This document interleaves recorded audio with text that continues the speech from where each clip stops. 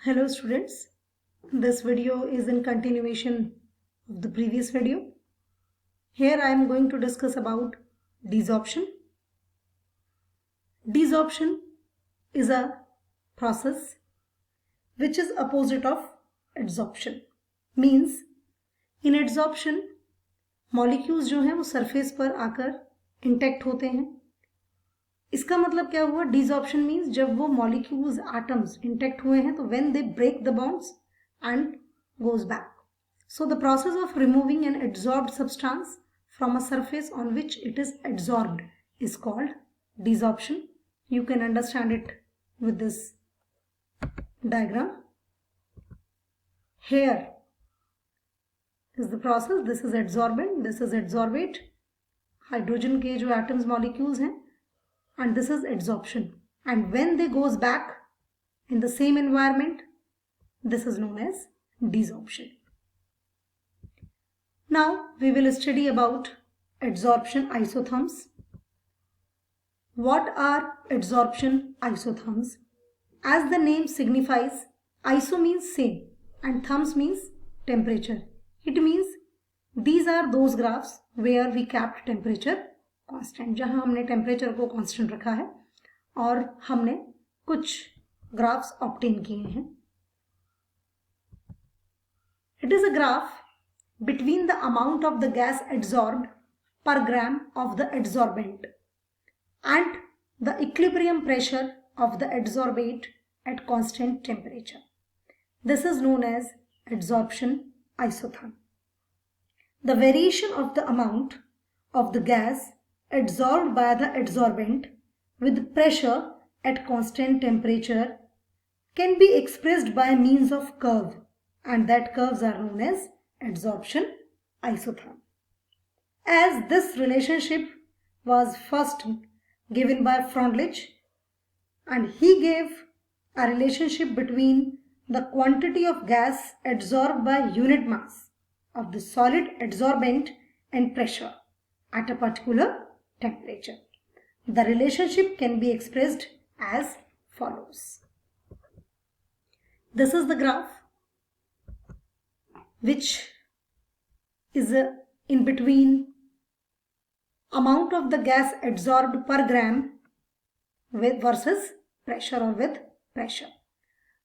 It is very much clear from this graph कि जब हमने अलग अलग टेम्परेचर पर ग्राफ को ऑब्टेन किया तो टेम्परेचर बढ़ने से जो गैस का अमाउंट है वो कम हुआ है एड्सॉर्ब. टेम्परेचर कम होने से और प्रेशर बढ़ रहा है तो गैस का जो अमाउंट है वो ज़्यादा एड्सॉर्ब हुआ है. So this is the relationship. अगर हम इस ग्राफ का लो प्रेशर वाला पार्ट ऑब्जर्व करें तो it is looks like a straight line. Straight line की तरह लुक करता है, आता है. अगर आप ज़्यादा हाई प्रेशर वाला ग्राफ ऑब्जर्व करें तो it is straight line, or you can say it is constant with respect to pressure, and this is the part which is at intermediate range of pressure. So this is the graph which follow this statistics. Now we will discuss about Freundlich adsorption isotherm. The relationship which we obtained in our previous slide, when we take log of both sides, जब हम दोनों का log लेंगे दोनों sides का, तो what we will observe, हमें क्या मिलेगा? We will observe this relationship log x upon m is equals to log k plus 1 upon n log p. This k and this n both are constant. ये दोनों constant हैं. To test the validity of the Freundlich isotherm, we can plot a graph between log x upon m with log p, and we obtained a straight line graph. This straight line graph shows log k is the intercept and 1 upon n is the slope of the graph. So this is Freundlich adsorption isotherm.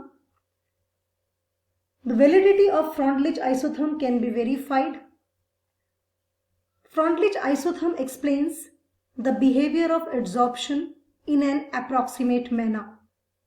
The factor 1 upon n can have values between 0 to 1.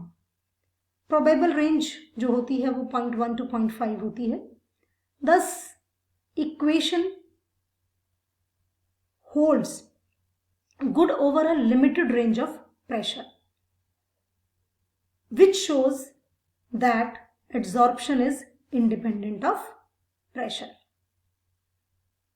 But if we see the above equation, where मैं put करूं 1 upon n, 1 ले लूं, x upon m kp के बराबर आ जाएगा, तो x upon m is directly proportional to pressure, which shows that adsorption varies directly with the pressure. Both the conditions are supported by experimental results, and the experimental isotherm always seems to be approach saturation at high pressure. This cannot be explained by Freundlich isotherm, thus it fails at high pressure. This is Freundlich adsorption isotherm. This is the limitation of the Freundlich adsorption isotherm. Now, applications of adsorption. These are the different fields where we find the applications of adsorption. Production of high vacuum. The remaining traces of air can be adsorbed by charcoal from a vessel evacuated by a vacuum pump to give a very high vacuum. This is the application of adsorption. The second one is gas masks. Gas masks is usually used for breathing in coal mines to adsorb poisonous gases. Third one is control of humidity. Silica and aluminium gel are used as adsorbents for removing moisture and controlling humidity. Silica के जो छोटे छोटे pouches होते हैं वो हमें बहुत सारी मेडिसिन्स में भी मिलते हैं और हम घर में भी यूज़ करते हैं, दालों में, उन सब चीज़ों में रखते हैं, जिससे कि अगर उनमें मॉइस्चर भी आए तो that is absorbed bye silica और हमारी जो दालें हैं, खाने की चीज़ें हैं, वो खराब ना हो. The next one is removal of coloring matter from solutions. This is the next one.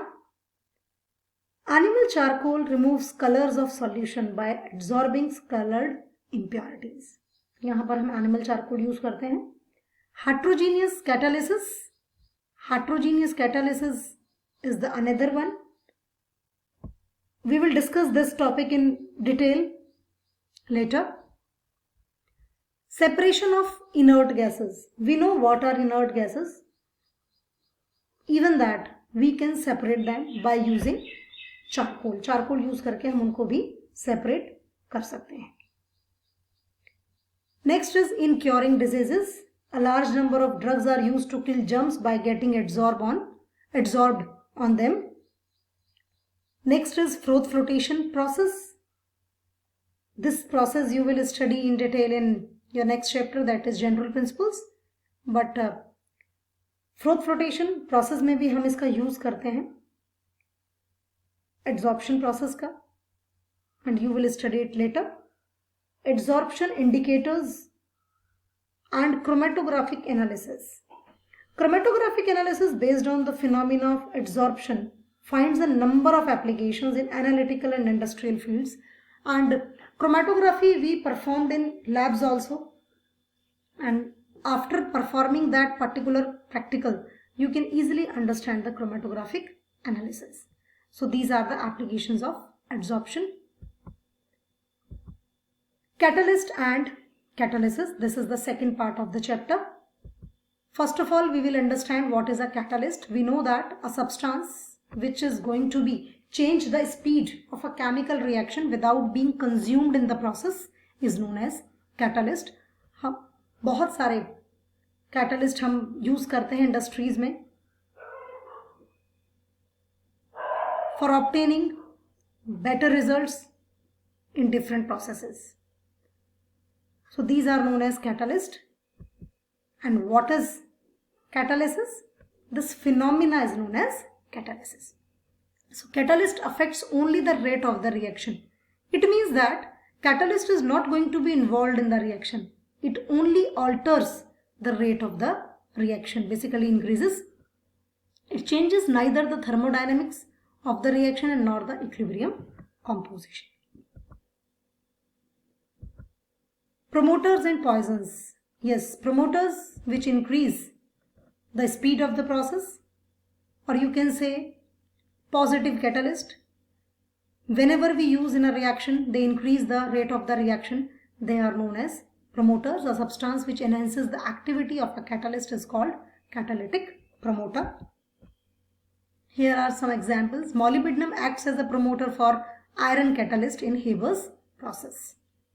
And poisons, which are opposite to promoters, a substance which lowers the activity of a catalyst is called catalytic poison. And examples are carbon monoxide and arsenic. These are the two examples of catalytic poison. Promoters are those which increase the rate of the catalyst, and poisons are those which are going to be decrease the rate of a reaction. Catalyst basically. Types of catalysis. Catalysis of two types: homogeneous catalysis and heterogeneous catalysis. What is homogeneous catalysis?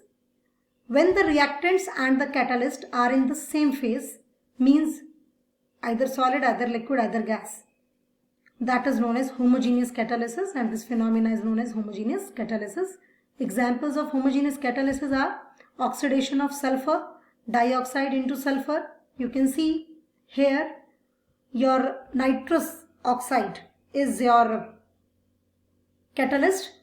It is in gaseous state, your reactants in gaseous state, and your products also in gaseous state. So that is known as homogeneous catalysis. Homo means same and geneous means state. Heterogeneous catalysis means where catalyst और reactants जो होंगे वो different phase में होंगे. That is known as heterogeneous catalysis.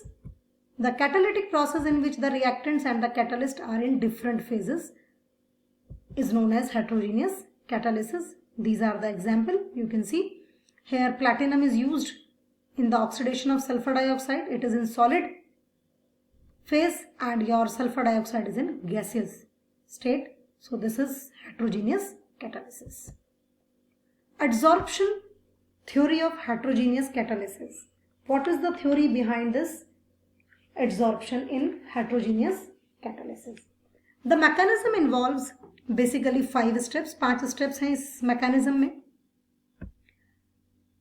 First is diffusion of reactant to the surface of the catalyst. Diffusion होता है reactant का surface के ऊपर catalyst के through. यहाँ पर A और B हमारे reactants हैं. Catalyst surface having free vacancies हैं और उसका diffusion हुआ है. Second is adsorption of reactant molecules on the surface of catalyst. जो हमारा adsorption होता है reactant molecules का on the surface of the catalyst, वो process हो गया. The third step is occurrence of chemical reaction on catalyst surface through formation of an intermediate. एक intermediate बना और हमारा एक intermediate का formation हो गया.